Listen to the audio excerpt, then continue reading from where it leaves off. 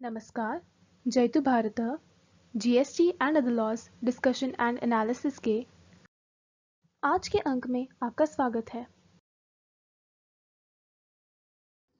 Goods and services tax या GST goods पर भी लगता है और सर्विसेज पर भी लगता है। अलग अलग गुड्स और अलग अलग सर्विसेज पर अलग अलग रेट से लगता है। इसलिए गुड्स और सर्विसेज का डिस्क्रिप्शन जानना और उनका क्लासिफिकेशन जानना आवश्यक है। गुड्स के क्लासिफिकेशन के बारे में मैं वीडियो पहले बना चुका हूं, उसे आप देख सकते हैं। सर्विसेज के क्लासिफिकेशन के बारे में आज के अंक में जानकारी लेते हैं।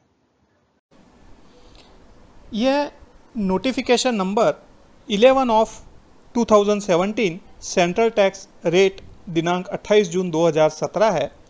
इसके अंतर्गत विभिन्न सर्विसेज पर अलग अलग जीएसटी का रेट प्रिस्क्राइब किया गया है। इसमें आप यहाँ पर देखेंगे, ये सबसे पहले है चैप्टर 99 ऑल सर्विसेज, उसके नीचे है सेक्शन 5 कंस्ट्रक्शन सर्विस, उसके नीचे है हेडिंग 9954 कंस्ट्रक्शन सर्विस। ये जो कॉलम 2 है वो चैप्टर, सेक्शन और हेडिंग का है। तो यहाँ चैप्टर 99 ऑल सर्विसेज चैप्टर 99 के अंतर्गत ही आती है। चैप्टर 99 से ही क्यों स्टार्ट हुआ और केवल एक चैप्टर 99 के अंतर्गत ही ऑल सर्विसेज क्यों है, इसके बारे में मैं आपको आगे बताऊंगा। सेक्शन 5 से यह स्टार्ट हुआ है, तो सेक्शन 1 से 4 क्यों नहीं आया और सेक्शन 5 से ही ये क्यों स्टार्ट हुआ, वह भी मैं आगे बताऊंगा। इसके ये अलग अलग हेडिंग है 4 डिजिट के। ये सेक्शन 5 के बाद सेक्शन 6 आ गया, इसी प्रकार से उसमें भी आगे हेडिंग है। उसके बाद में सेक्शन 7, सेक्शन 8, सेक्शन 9 इस प्रकार से है। और ये जो नोटिफिकेशन है, इसके लास्ट में जो बताया गया है कि यह चैप्टर, हेडिंग, सेक्शन, इनका क्या अर्थ है, यह यदि आप देखेंगे, ये एक्सप्लेनेशन जो 2 है, रेफरेंस टू चैप्टर, सेक्शन और heading wherever they occur unless the context otherwise requires shall mean respectively as chapter, section and heading in the annexed scheme of classification of services। इस नोटिफिकेशन के साथ में एक annexure attach किया हुआ है, उसके अंदर जो चैप्टर, सेक्शन, हेडिंग इत्यादि दर्शाए हुए हैं वही इस नोटिफिकेशन के अंदर चैप्टर, सेक्शन और हेडिंग का अर्थ होगा। यदि आपको notification number 11 of 2017 central tax rate का एनेक्सर देखना है तो आप cbic.gov.in central board of indirect taxes and customs की जो ऑफिशियल वेबसाइट है उस पर जाकर ये जो जीएसटी का टैब है इस पर क्लिक कीजिए। जीएसटी के टैब के अंदर यहाँ पर ये जीएसटी लॉ, रूल्स, रेट्स है। इसमें आप देखेंगे यहाँ पर नीचे क्लासिफिकेशन ऑफ सर्विसेज है, जिसमें एक्सप्लेनेटरी नोट्स और scheme of classification of services है। तो ये जो scheme of classification of services है वही नोटिफिकेशन का एनेक्सर है। इसमें आप देखें, ये चैप्टर 99 सेक्शन 5 हेडिंग 9954। अब हेडिंग के भी बाद में ग्रुप्स दे रखे हैं जो 5 डिजिट पर हैं। और ये कॉलम 3 में आप देखेंगे तो सर्विस कोड है, जिसे हम टैरिफ भी कह सकते हैं, ये 6 डिजिट तक है। तो आप 6 डिजिट तक कौन कौन सी सर्विसेज है ये जान सकते हैं, जबकि नोटिफिकेशन के अंदर 4 डिजिट तक ही दे रखा है, लेकिन आगे डिस्क्रिप्शन कई बार उस तरह से दे रखा है कि जहां पर आपको ग्रुप्स का या सर्विस कोड, टैरिफ का आपको आवश्यकता पड़े। इसमें कंप्लीट डिटेल्स जितनी भी सर्विसेज अलग अलग तरह की हो सकती है वो दे रखी है। उनके डिस्क्रिप्शन के आधार पर आपकी सर्विस कौन से सर्विस कोड के अंदर या कौन से ग्रुप में, कौन से हेडिंग में क्लासीफाई होती है वह आप देख सकते हैं। तो इस प्रकार से इसमें काफ़ी डिटेल के अंदर सर्विसेज का विवरण दे रखा है। यह आप देखेंगे, यह एनेक्सर जो है वही टोटल 20 पेजेस का है। तो इसके अंदर से आप अपना सर्विस का प्रॉपर क्लासिफिकेशन करने में आपको मदद मिल सकती है। एनेक्सर से भी ज़्यादा जानकारी आपको चाहिए तो वह भी cbic.gov.in की वेबसाइट पर यह जो क्लासिफिकेशन ऑफ सर्विसेज है उसमें एक्सप्लेनेटरी नोट्स आप देखिए। जो एक्सप्लेनेटरी नोट्स है वह आप देखेंगे यहाँ पर टोटल 129 पेजेस के अंदर है और इसमें जो अलग अलग सर्विसेज हैं उनके बारे में और भी ज़्यादा विस्तार से दिया गया है। जैसे आप यहाँ पर देखेंगे कि ये जो 6 डिजिट में एनेक्सर के अंदर केवल इतना ही लिखा था, general construction services of single dwelling और मल्टी स्टोरीड रेसिडेंशियल बिल्डिंग। यहाँ पर इस सर्विस कोड के अंदर क्या क्या इंक्लूड होता है वह भी विस्तार से लिखा है। Construction services of single dwelling और multi dwelling residential buildings, construction services of single storied और मल्टी स्टोरीड रेसिडेंशियल बिल्डिंग्स। इसी प्रकार से जितने भी सर्विस कोड है उनके बारे में कौन कौन सी चीज़ें उस रिस्पेक्टिव सर्विस कोड के अंदर इंक्लूड होती है और कौन कौन सी चीज़ें उसमें इंक्लूड नहीं होती है वह भी दर्शाया है। जैसे यहाँ पर ये सर्विस कोड है 995415 general construction services of other non residential buildings.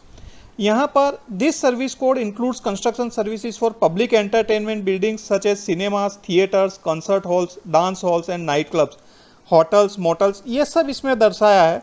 लेकिन ये आप नीचे देखेंगे तो यहाँ पर यह भी दर्शाया है कि इसमें कौन कौन सी सर्विसेज इंक्लूड नहीं होती। This service code does not include construction services for outdoor sports and recreation facilities. तो उसका जो कोड है वो 995427 में जाएगा, वो यहाँ पर क्लासीफाई नहीं होगा लेकिन वो 995427 में क्लासीफाई होगा। तो आपको कहीं पर ज़्यादा ध्यान से देखना है, कहीं पर कुछ दुविधा हो रही है कि कौन से सर्विस कोड में आपकी सर्विस आ रही है, तो आप इस एक्सप्लेनेटरी नोट्स का भी उपयोग कर सकते हैं। ये एक्सप्लेनेटरी नोट्स की शुरुआत में आप देखेंगे तो यह दर्शाया हुआ है, the scheme of classification of service adopted for the purpose of GST is modified version of the United Nations central product classification. जो scheme of classification of services GST के अंतर्गत हमने एडॉप्ट किया है वह United Nations central product classification का एक संशोधित वर्जन है। उसको अपनी आवश्यकताओं के अनुसार हमने मॉडिफाइड किया है। The explanatory notes for the said scheme of classification of service is based on the explanatory notes to the UNCPC. जो एक्सप्लेनेटरी नोट्स है ये क्लासिफिकेशन ऑफ सर्विसेज का, वह भी United Nations central product classification की जो एक्सप्लेनेटरी नोट्स है उसी के आधार पर बनाया हुआ है और and as recommended by the committee constituted for the purpose.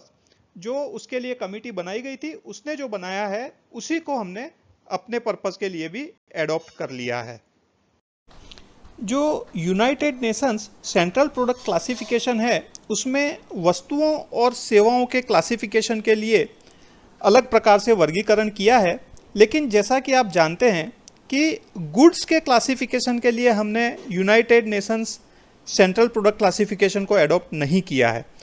यहाँ पर आप देखेंगे यह United Nations central product classification में जो सेक्शन 0 है इसके अंदर agricultural, forestry and fisheries product आती हैं। सेक्शन 1 में ores and minerals, electricity, gas and waters आती है। सेक्शन 2 के अंदर food products, beverages and tobacco, textile apparels and leather products आते हैं। यह जो सेक्शन 3 है इसके अंदर other transportable goods except metal products, machinery and equipments आते हैं। और यह जो सेक्शन 4 है उसमें metal products, machinery and equipments आते हैं। सेक्शन 4 तक तो गुड्स से रिलेटेड क्लासिफिकेशन है, इसके लिए वो हमारे लिए उपयोगी नहीं है। लेकिन आप देखेंगे ये सेक्शन 5 है, यहाँ से सर्विसेज का क्लासिफिकेशन स्टार्ट होता है, कंस्ट्रक्शन एंड कंस्ट्रक्शन सर्विसेज, और यहीं से हमने सर्विस क्लासिफिकेशन के लिए जीएसटी के उपयोग के लिए इस क्लासिफिकेशन को हमने एडॉप्ट किया है। उसके बाद में जो सेक्शन 6 है, distributive trade services, accommodation, food and beverages serving services, transport service and electricity, gas and water distribution services. 7 section जो है उसमें financial and related services, real estate service and rental and leasing services. Section 8 में business and production services. Section 9 में community, social and personal services. तो इस प्रकार का ये जो सेक्शन है यह हमने सर्विस टैक्स के लिए एडॉप्ट किया हुआ है। जीएसटी के अंदर गुड्स के क्लासिफिकेशन के लिए हमने कस्टम्स टैरिफ एक्ट 1975 को अडॉप्ट किया है, जिसके अंदर चैप्टर 1 से लेकर 98 तक है। तो चैप्टर 1 to 98 तो हमने गुड्स के लिए यूज कर लिए हैं, इसीलिए सर्विसेज के लिए हमने चैप्टर 99 अडॉप्ट किया है। तो जो मैंने शुरुआत में बताया था कि सर्विसेज के नोटिफिकेशन में चैप्टर 99 के अंदर ही क्यों सारी सर्विसेज रख दी गई है, तो उसका आंसर यही है कि चैप्टर 1 to 98 गुड्स के लिए है और चैप्टर 99 सर्विसेज के लिए है। चैप्टर 99 से आगे ले जाने का इसलिए उचित नहीं है क्योंकि चैप्टर 100 करने पर वो डिजिट बढ़ जाते हैं। ऐसे आप देखेंगे कि जो गुड्स के लिए भी टैरिफ आइटम है वो लास्ट में 8 डिजिट तक ही है और सर्विसेज में भी 8 डिजिट तक ही है। इसलिए सर्विसेज को, सारी सर्विसेज के लिए चैप्टर यदि हम गिनेंगे तो वह चैप्टर 99 ही रहेगा। अब तो आपको इतने डिस्कशन के बाद आइडिया आ ही गया होगा कि चैप्टर 99 में 99 के बाद सेक्शन 5 से ही क्यों स्टार्ट होता है। ऑब्वियसली क्योंकि हमने classification of service United Nations central product classification के आधार पर एडॉप्ट किया है, जिसमें सेक्शन 0, 1, 2, 3 और 4 वह गुड्स से रिलेटेड हैं और वहां पर भी सर्विसेज के लिए सेक्शन 5 से ही स्टार्ट होते हैं और 9 तक रहते हैं। तो उसी को एडॉप्ट करते हुए सर्विसेज का जो हमारा चैप्टर हमने 99 एडॉप्ट किया है उसमें भी सेक्शन 5 से ही स्टार्ट होता है। तो आप हेडिंग देखेंगे तो सर्विसेज का हेडिंग 9954 से ही स्टार्ट होता है। जब हमारे देश में सर्विस टैक्स लागू किया गया था 1994 में, तब केवल 3 सर्विसेज पर सर्विस टैक्स लागू किया गया था। उसके बाद प्रतिवर्ष कुछ सर्विसेज ऐड करते गए और उन पर सर्विस टैक्स लागू किया जाता रहा। उस समय कौन सी सर्विस पर सर्विस टैक्स लगेगा उसके लिए उसको डिफाइन करते थे कि इस प्रकार की सर्विस हो तो उस पर सर्विस टैक्स लगेगा। उसके बाद में 2012 आते आते लगभग 119 सर्विसेज पर सर्विस टैक्स लगने लग गया। 2012 में हमारे देश में एक सर्विस टैक्स का अलग कंसेप्ट एडॉप्ट किया, जिसमें सभी सर्विसेज पर सर्विस टैक्स लगना था, केवल जो नेगेटिव लिस्ट में हो उन पर सर्विस टैक्स नहीं लगेगा। इसे नेगेटिव लिस्ट बेस्ड अप्रोच कहा गया। तो यहां पर भी चाहे कोई भी सर्विस हो उन पर सर्विस टैक्स लगना था और सर्विस टैक्स का रेट भी सेम था। तो इसलिए सर्विसेज के अलग अलग क्लासिफिकेशन का उतना इंपॉर्टेंस नहीं था। हालांकि सरकार को कौन सी सर्विसेज में से कितना राजस्व आता है उसके लिए कुछ आंकड़ों की आवश्यकता होती थी, तो उसके लिए उन्होंने टैक्स जमा करवाने के लिए अकाउंटिंग कोड्स अलग अलग रखे थे, अन्यथा क्लासिफिकेशन का कोई सिस्टम एडॉप्ट नहीं किया था। लेकिन जीएसटी के अंदर एक तो सभी प्रकार की सर्विसेज के ऊपर जीएसटी लगता है, जिनमें से एग्जम्पशन देना है वह एग्जम्पशन दिया गया है, अन्यथा सभी सर्विसेज सर्विस टैक्स के दायरे में है। दूसरा, अलग अलग प्रकार की सर्विसेज पर अलग अलग जीएसटी का रेट भी नक्की किया गया है। इसलिए सर्विसेज का एक वैज्ञानिक दृष्टिकोण से अपनाया हुआ क्लासिफिकेशन वह हो तो अच्छा रहे, इसी उद्देश्य से क्लासिफिकेशन सिस्टम एडॉप्ट किया। और क्योंकि यूनाइटेड नेशंस का सेंट्रल प्रोडक्ट क्लासिफिकेशन वह ऑलरेडी अवेलेबल था, तो उसी को हमारे देश की रिक्वायरमेंट्स के लिए हमने एडॉप्ट किया है। तो इस प्रकार से यह सर्विसेज जीएसटी के अंदर क्लासिफाई होती है।